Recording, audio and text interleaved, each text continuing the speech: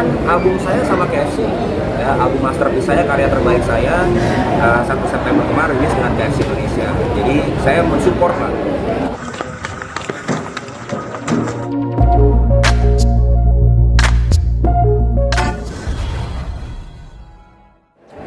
Oh, launching hari ini menurut saya ya, sebagai musisi setiap kali ada program baru ya saya berharap ya, punya ekspektasi ya, artinya punya harapan baru juga. Mudah-mudahan dengan adanya KFC Musik Digital dan adanya Treble ini bisa jadi jawaban ya, untuk teman-teman seniman ya, musisi dan juga pencipta lagu terutama.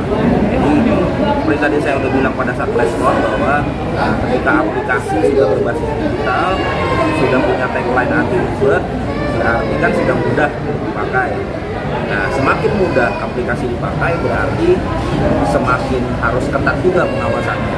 Nah, itu yang tadi saya bilang bahwa kenyamanan dan keamanan itu harus dimiliki oleh aplikasi ini supaya jangan terulang lagi case-case yang sudah lewat, yang sudah terjadi di masa lalu, supaya musisi itu punya kebanggaan lah menjadi musisi di Indonesia. Saya bayangkan ketika anak saya bertanya kepada saya, "Pak, mau jadi musisi, nah, menurut Papa gimana ya? Kalau musik di Indonesia nggak memberikan harapan, saya nggak mau anak saya jadi musisi loh." Gitu kan, dengan dia jadi bos, jadi direktur, jelas. Tapi kalau musisi di Indonesia bisa dapat harapan baru, ya saya yakin bahwa akan banyak musisi-musisi baru dan berkualitas dan akan mempertaruhkan hidupnya di dunia industri musik. Mas Bada ini berarti salah satu pertimbangan juga mau gabung di project ini? Yes. Karena saya kan album saya sama KFC, ya, album masterpiece saya, karya terbaik saya, 1 September kemarin rilis dengan KFC Indonesia. Jadi saya mensupport lah kerjasama KFC dengan Treble, artinya juga album saya kan juga ada di situ. Dan banyak banget kan, 70 juta lagu kan, dan 70 juta lagu bisa dibilang kalau itu satu pencipta lagu berarti 70 juta komposer. Nah, berarti kan itu harapan baru lah kita komposer. Mas Badai, kayaknya ada sebuah kekhawatiran tadi di awal itu ketika perlindungan hukum ya. Iya. Saya seperti apa potret dunia musik Indonesia sekarang? Ya, saya dari 2014 sangat bersuara kencang terhadap pelanggaran karya cipta. Bukannya apa-apa, tetapi saya mempelajari produk-produk hukum yang memang dipersiapkan oleh pemerintah. Artinya Undang-Undang Hak Cipta 28 2014, kemudian ada PP 56 2021, lalu ada beberapa peraturan pelaksana lain. Jadi kalau dibilang kekhawatiran pasti ada. Kenapa? Karena peraturan yang berubah-ubah, regulasi yang terus menjadi regulasi yang baru, pasti perlu penyesuaian.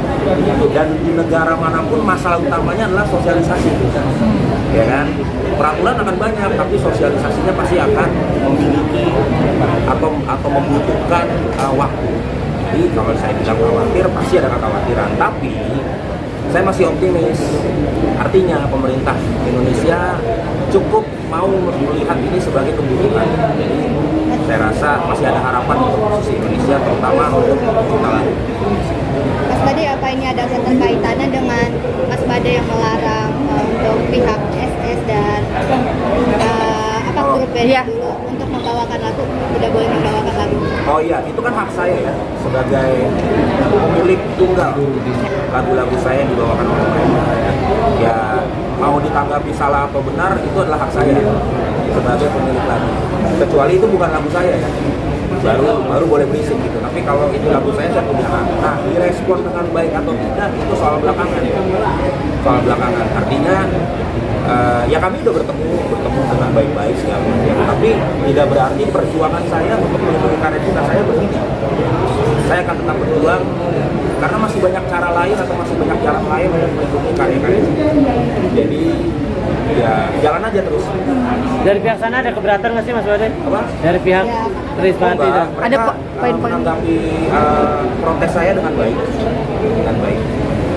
Kalau tidak ditanggapi dengan baik kan pasti kan ada hal-hal lain lagi. Tapi kan kita udah ketemu, udah cukup ngobrol panjang lebar. Ya kan? Sekali lagi saya tegaskan, saya punya hak mutlak, absolut, tidak bisa terbantahkan kalau saya mengucapkan atau memberikan pemikiran-pemikiran tentang itu.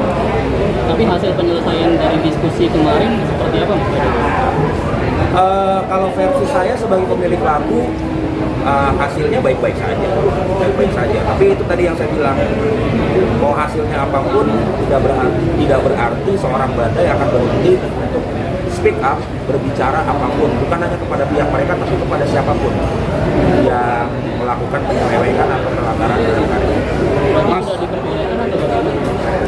Ya masih lihat bawain kan, kalau masih lihat bawain ya berarti diperbolehkan. Mas, tapi melihat bahwa di sini ada sebuah komitmen untuk payung hukum itu, Ini pertanyaannya maksudnya payung hukumnya apa nih maksudnya? perlindungan lah tadi supaya tidak ada pembajakan atau segala macam, artinya ada pembelaan ketika Oh, kalau lagu-lagu saya memang sudah under publishing sejak sejak mendirikan Sismati, sudah ada publishing. Dan saya anggota LMK, anggota Wana Musik Indonesia untuk performing rights. Kemudian dengan pihak Sismati juga pada saat itu sudah ada kontrak, ya, kerjasama, artinya mereka boleh membawakan lagu. Saya kontrak hanya berlaku 1 tahun, ya, dengan 20 lagu yang sudah saya izinkan. Kenapa nggak semua? Karena 20 lagu udah banyak kali luas, gitu ya, udah banyak banget gitu ya. Dan pembagiannya juga sistem prosentase. Kenapa saya lakukan itu? Karena saya membutuhkan legalitas. Saya nggak mau cuma ngomong verbal doang, karena itu nggak bisa ada pertanggungjawaban. Jadi kalau Mas tanya perlindungan hukum, saya sudah selalu mencoba bahkan beraudiensi dengan banyak pemangku kebijakan untuk merevisi beberapa peraturan bersama dengan teman-teman. Berarti kan kemarin bertemu dengan pihak MC Malakir ya. Nah itu ada perjanjian tertulis lagi nggak sih seperti tahun 2021? Oh, kalau kemarin belum ada. Jadi kita kemarin cuma silaturahmi, saya kasih tahu motivasi saya apa, tujuan saya apa, dia juga memberitahukan pertimbangan dan pemikiran dia. Ya berlangsung baik-baik aja, nggak ada apapun gitu ya, karena kita saling mengutarakan aja apa yang kita mau. Udah gitu aja. Sebenarnya ini kan dari 2014 Mas Bade bisa dibilang Ya. sampai sekarang Mas Bade jadi rasanya udah puas belum dengan kebijakan soal royalti yang sudah diterapkan saat ini? Kalau dibilang puas, belum lah ya. Tapi ada kemajuan ada. Cuma kalau saya bilang, kenapa masih begini-begini aja? Karena musisi itu tidak banyak di parlemen, tidak banyak duduk di regulator. Gitu. Jadi bagaimana cara kita merubah kebijakan kalau nggak ada musisi yang terpanggil untuk ada dan berdiri untuk komposer dan senior. Jadi ya harus banyak musisi-musisi yang berani untuk duduk di pemangku kebijakan. Tujuannya apa? Tujuannya bukan untuk mencari keuntungan sendiri, tapi memperjuangkan apa yang menjadi suara daripada seniman dan Kira-kira Mas Bade mau terjun langsung nggak Mas Bade untuk menyuarakan hal ini? Apalagi kan Mas Bade kan vokal nih, udah mengetahui apa isunya. ya. Kira-kira ada rencana nggak Pak ini? Nanti kita ngobrol lah. Kita ngobrol. Yang jelas kok, makasih Mas. Kayak terharu saya.